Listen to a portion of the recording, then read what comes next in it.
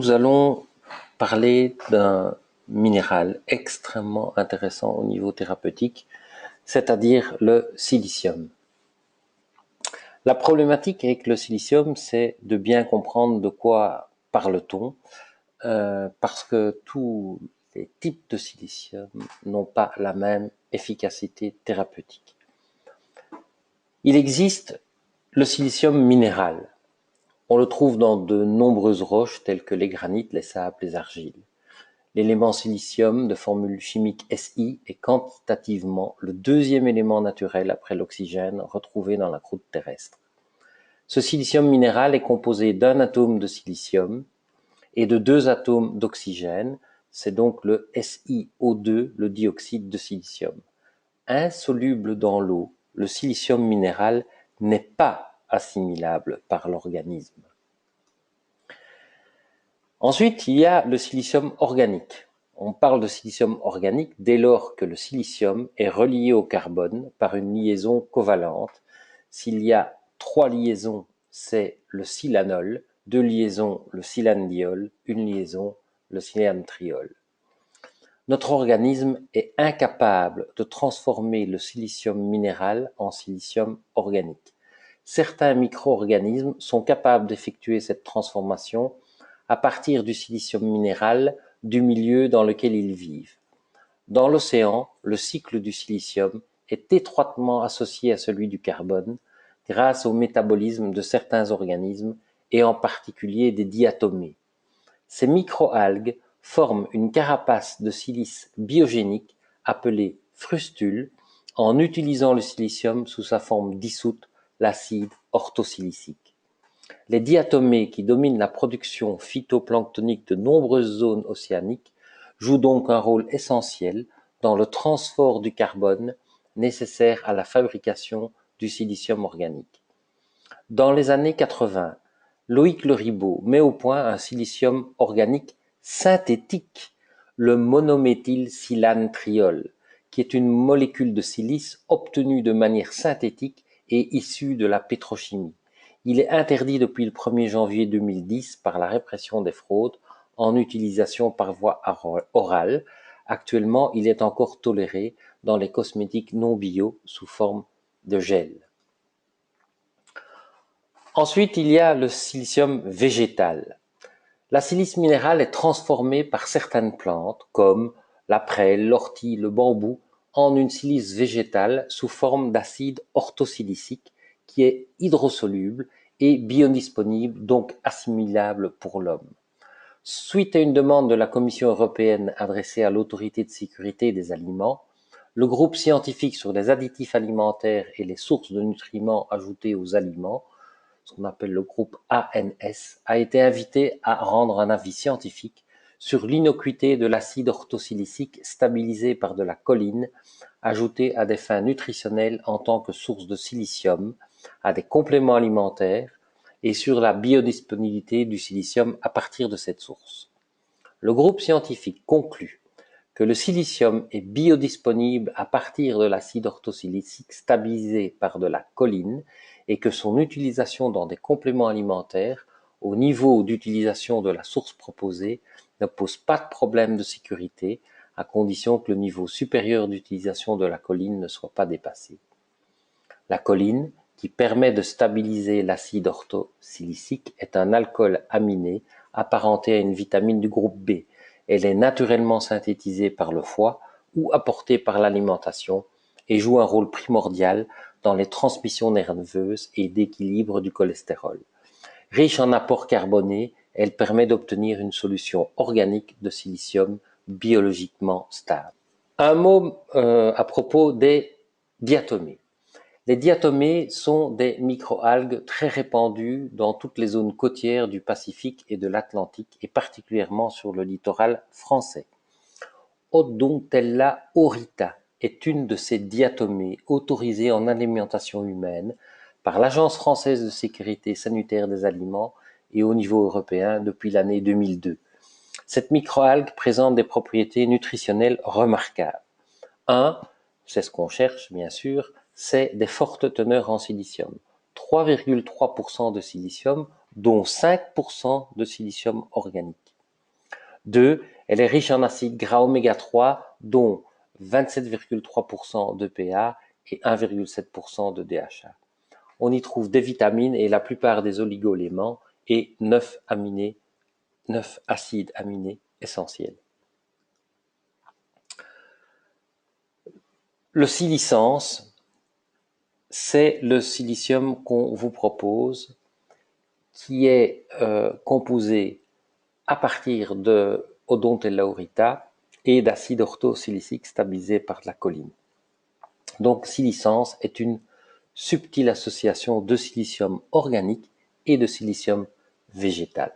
Une gélule de silicence contient 133 mg d'Odontella aurita et 67 mg d'acide orthosilicique stabilisé par de la choline. Au niveau du silicium, chaque gélule apporte 5,8% de silicium, réparti à raison de 85% de silicium sous forme d'acide orthosilicique, 15% de silicium organique de l'algue Odontella, ce qui fait donc 11,6 mg de silicium hautement assimilable par gélule. Ce qui est très important, c'est que le silicium venant de la microalgue est déjà préassimilé par un organisme vivant, d'où sa biodisponibilité très haute. Selon les principes de la médecine quantique, une molécule minérale transformée par le règne végétal ou animal est porteuse de la mémoire particulière de l'activité biologique de l'océan au travers de la silice biogénique, rapport qui peut être fait entre la mémoire de l'eau et la vectorisation de l'information via la silice. Donc on est très loin ici du silicium organique de Loïc Le Ribot, qui est une molécule de synthèse fabriquée en laboratoire. Or, le silicium est vraiment un élément indispensable pour rester en bonne santé. Le corps d'un adulte jeune en bonne santé contient entre 6 et 8 grammes de silicium, le double du fer. En effet, on le retrouve dans tous les tissus conjonctifs, les os, les cartilages, les tendons, les muscles, la peau, les cheveux, les ongles, mais aussi dans tous les organes majeurs de notre métabolisme, comme le foie, le cœur, les reins, le pancréas, la rate, la thyroïde. Malheureusement, notre capital de silicium diminue au fil des années, car il est très peu présent dans notre alimentation. On en trouve en très petite quantité dans les céréales complètes, certains légumes et les champignons. Et donc, vous voyez que plus on avance en âge, plus le taux de silicium dans notre organisme diminue. On le voit d'ailleurs pour les thérapeutes qui sont équipés d'un appareil qu'on appelle l'oligoscan, qui permet de faire un bilan des minéraux au niveau cellulaire. Eh bien, on va s'en rendre compte. En effet, puisque l'alimentation ne permet pas de combler les pertes de silicium, on comprend mieux pourquoi ce minéral est pratiquement toujours en carence lors de bilans des minéraux tels qu'on le fait avec l'oligoscan. Vous voyez ici le silicium qui se trouve en légère carence, ce qui est le cas pratiquement dans tous les bilans. C'est pourquoi il est recommandé de supplémenter les enfants en période de croissance, les sportifs, les adultes à partir de la trentaine et surtout les seniors. C'est en effet chez les personnes âgées que l'on remarque le plus les dégâts de la carence en silicium. Relâchement de la peau, cheveux fins, cassants, ongles fragiles, douleurs articulaires, déminéralisation progressive conduisant à l'ostéoporose. Alors, quelles sont donc les propriétés et indications du silicium? Tout d'abord, on va noter son action au niveau des articulations.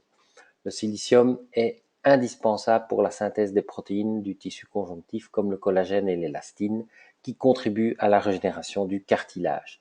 L'acide hyaluronique qui donne de l'élasticité au cartilage est également riche en silicium. Le silicium joue aussi un rôle dans la solidité des tendons et des ligaments. Donc, indication du silicium, tout ce qui est arthrose, tendinite, fragilité ligamentaire. L'étude sur les cartilages embryonnaires montre que leur croissance est liée à la présence de silicium. Cette croissance est corrélée à la teneur en collagène et en glucosaminoglycane. Le silicium entre dans ces structures et catalyse en particulier la prolylhydroxylase indispensable à la biosynthèse du collagène. Deuxième propriété, c'est son action au niveau des os. Le silicium est impliqué dans la constitution du squelette et de la calcification. C'est un puissant reminéralisant car il stimule la fixation du calcium au niveau des os. Donc, il sera indiqué en cas d'ostéoporose, consolidation de fractures, déchaussement dentaire.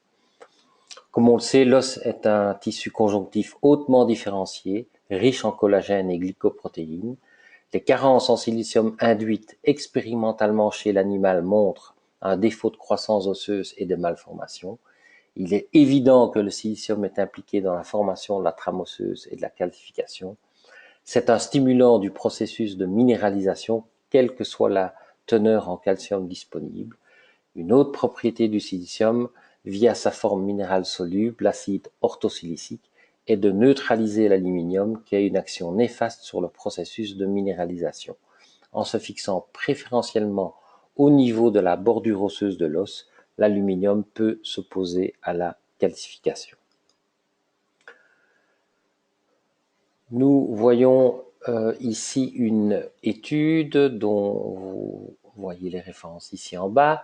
Donc, 184 femmes atteintes d'ostéoporose ont été réparties en deux groupes.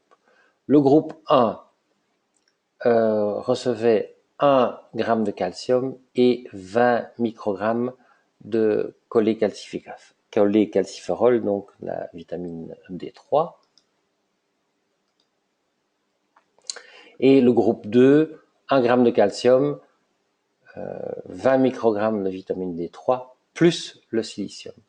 Une densitométrie osseuse a été réalisée au départ et après 12 mois de traitement. Et qu'est-ce qu'on voit? C'est que l'évolution de la densité minérale osseuse a été améliorée dans le groupe qui prenait le calcium, la vitamine D et le silicium, de façon importante d'ailleurs, par rapport au groupe 1 qui ne prenait que le calcium et la vitamine D.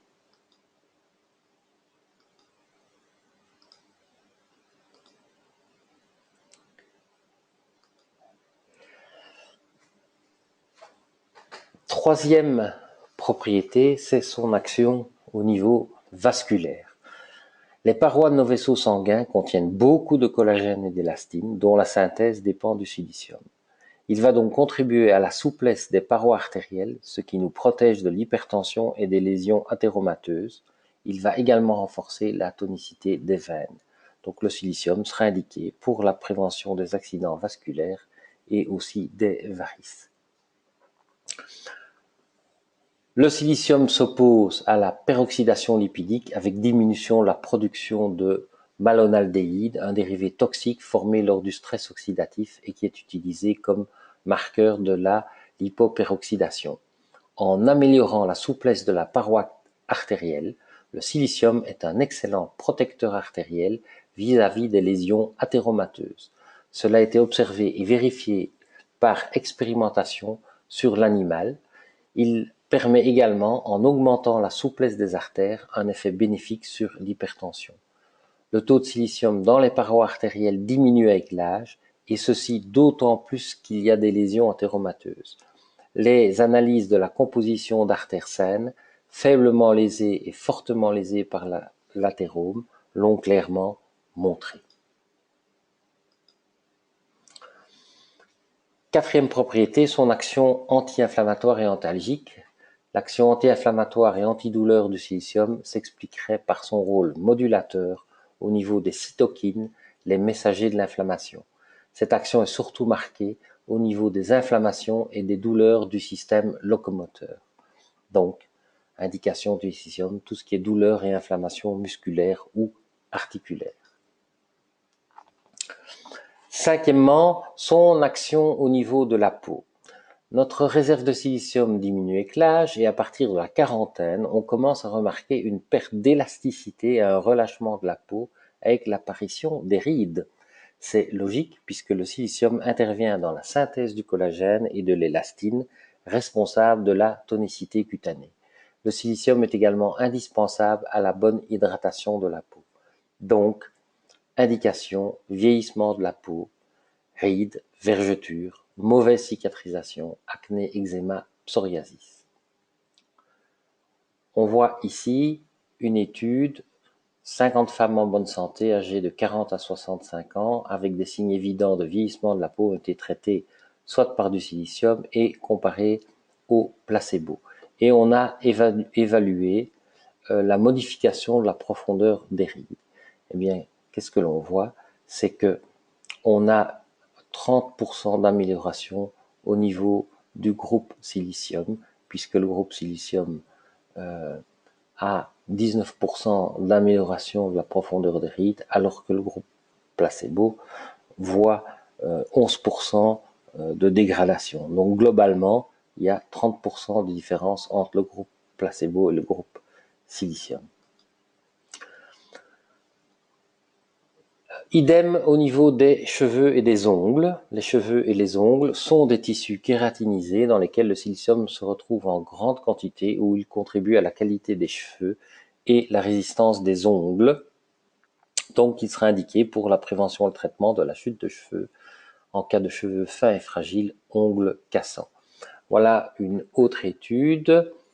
Dans cette étude, 48 femmes âgées entre 18 à 65 ans ont été traitées au silicium et comparées au groupe placebo. Et qu'est-ce que l'on voit au niveau de la résistance des cheveux après 36 semaines de traitement? On a donc évalué la charge pour casser le cheveu, donc ce qu'on appelle la charge de rupture. On voit que dans le groupe placebo, voilà, il fallait une charge de 0,61 pour casser le cheveu, alors que dans le groupe silicium, il faut mettre une charge plus importante de 0,69 pour arriver à casser le cheveu. Donc on a 13,1% d'amélioration au niveau du groupe silicium.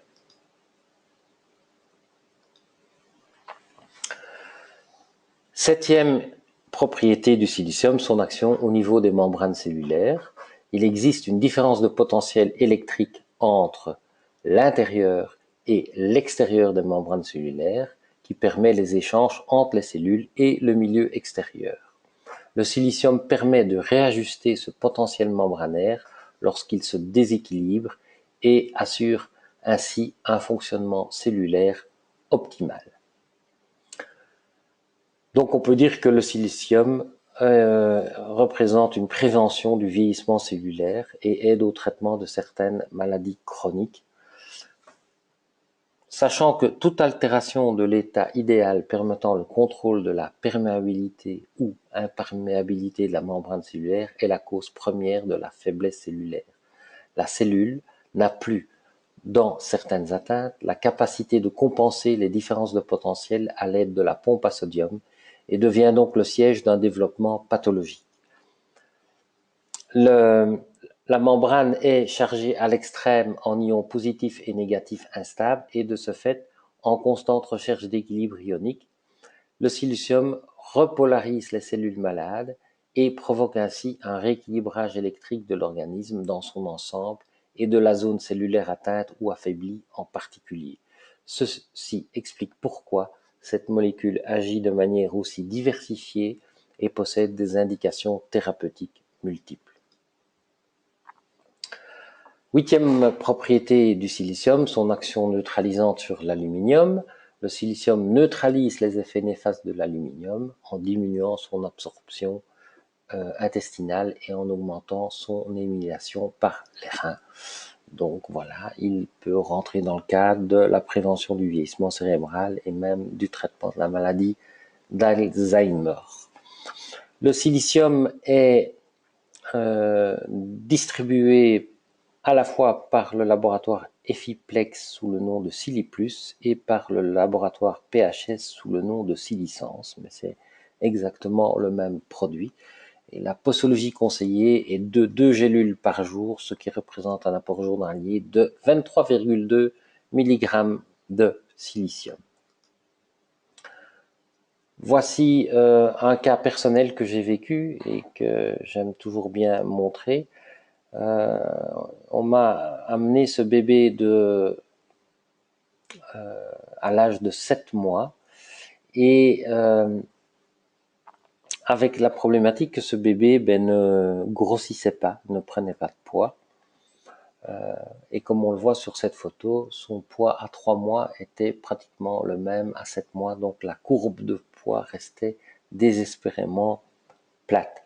Ce bébé avait un problème de santé. En fait, il avait entre autres une communication interauriculaire, mais que les cardiologues refusaient d'opérer tellement il était chétif.